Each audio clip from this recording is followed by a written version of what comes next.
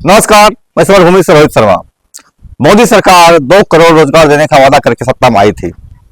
10 साल बीत गए, 11वां साल चल रहा है। न रोजगार का पता है, न ही किसी तरह का अन्य सुविधाओं का। यहाँ तक कि जो भी लघु उद्योग थे, एमएसएम, वो भी लगभग समाप्त हो गए हैं। लाखों की तादाद में जो छोटे उद्योग थे, कुटीर उद्योग थे, वो भी खत्म हो गए हैं। रोजगार का एकमात्र साधन बचा है सरकारी नौकरी। सरकारी नौकरी के 2 करोड़ आश्वासन देने के बाद भी आज वह कहीं पर भी जमीन पर दिखाई नहीं पड़ रहा है।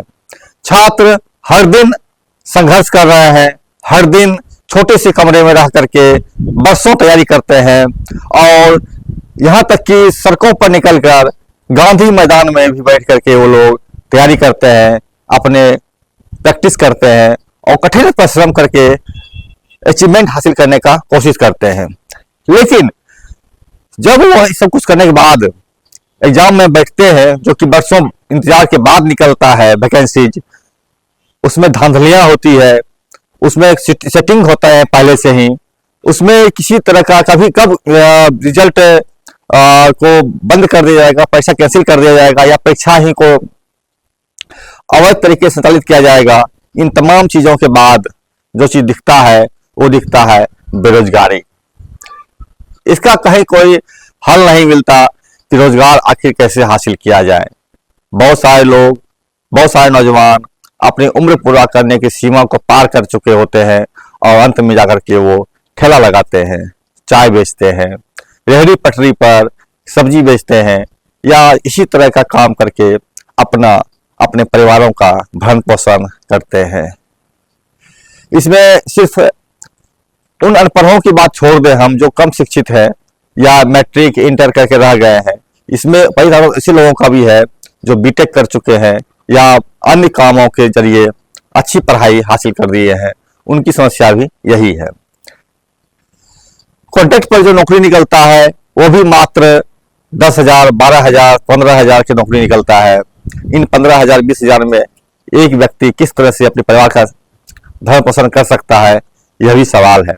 मैं तस्वीर दिखा रहा हूं आपको गांधी मैदान फील्ड का, जहां पर युवा कठिन परिश्रम करके अपना अचीवमेंट हासिल करने का प्रयास कर रहे हैं।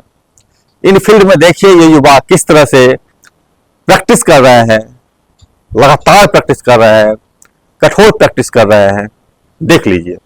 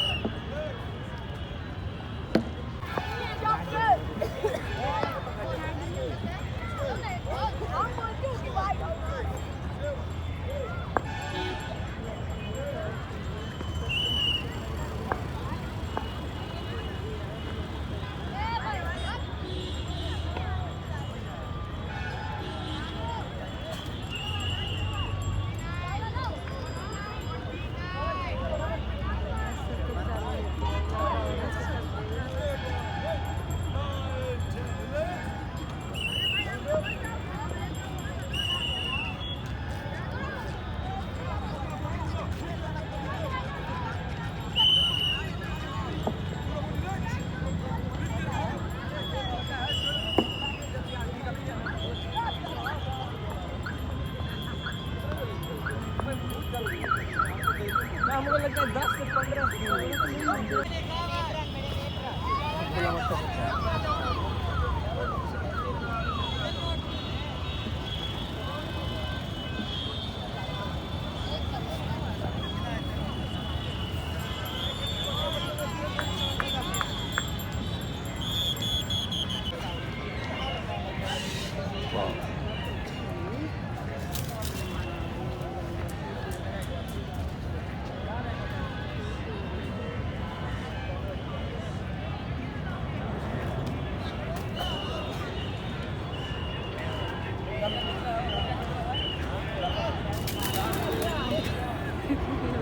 आप जो बोलिएगा वही ना होगा। ये तस्वीर उन व्यथा को बयां करता है कि इनकी ये ऊंची उड़ान जो हवाई जहाज पर जाने वाली बात थी, वह सड़क पर चलने के भी काबिल नहीं रह पाते हैं, सड़क पर रहने के काबिल भी नहीं बचते हैं। और ऐसे में जब सरकार पर सवाल उठती है, सरकार लाठियां चलाती है, पानी का कैनन चलाती है, ठंड में लोगों को भिगोती है ताकि लोग भाग जाए, लोग का हिम्मत पस्त हो जाए और सत्ता अनवरत चलती रहे। इससे मजेदार बात यह भी है कि जब यह पुलिस या सरकार या एसपी लाठीचार्ज करती है तो जवाबदेही भी नहीं लेती है। ये इतने झूठे और मक्कार लोग होते हैं कि यह जवाबदेही लेने से भी इनकार करते हैं और ये बोलने का साहस भी नहीं है, हाँ हमने लाठी चलाया है, हाँ मैंने मारा है। यह भी बोलने का साहस इन मक्कारों में नहीं है। आखिर ये कैसा समाज हम बना रहे हैं, ये कैसा हम देश बना रहे हैं जो झूठ पर टिका हुआ है। सत्ता झूठ का सहारा लेती है, सत्ता अपने पापों को छिपाने के लिए हर कदम झूठ बोलती है। मेरी कल बात हो रही थी बीपीएससी की तैयारी कर रहे कुछ अभ्यर्थियों से। उन्होंने साफ साफ बताया किस तरह से सेटिंग्स किए गए हैं उन अभ्यर्थियों का, और उसके माध्यम से वो लाउड स्पीकर पर बाकायदा क्वेश्चन पेपर बता रहे हैं।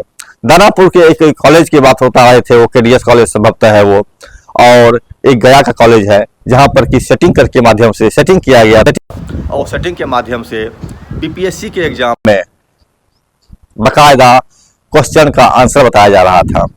बीपीएससी के चेयरमैन या जो भी अधिकारी है इस बात से साफ मुकर रहे हैं कि ऐसी कोई बात हो ही नहीं सकती है।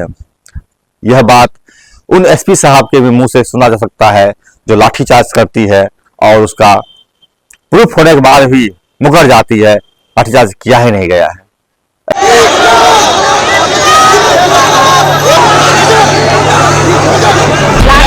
लाठीचार्ज नहीं हुआ, बार बार अनुरोध किया गया कि आप जो है यहाँ से हट जाएंगे।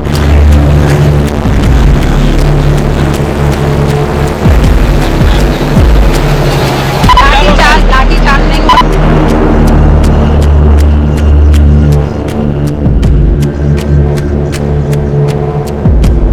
ऐसे झूठे और मक्कार बीपीएससी के लोग हों या फिर पुलिस प्रशासन हो या जो कोई भी हो, आखिर वो क्या संदेश देना चाहते हैं कि हम कुछ भी करें, झूठ बोलने के लिए आज़ाद है।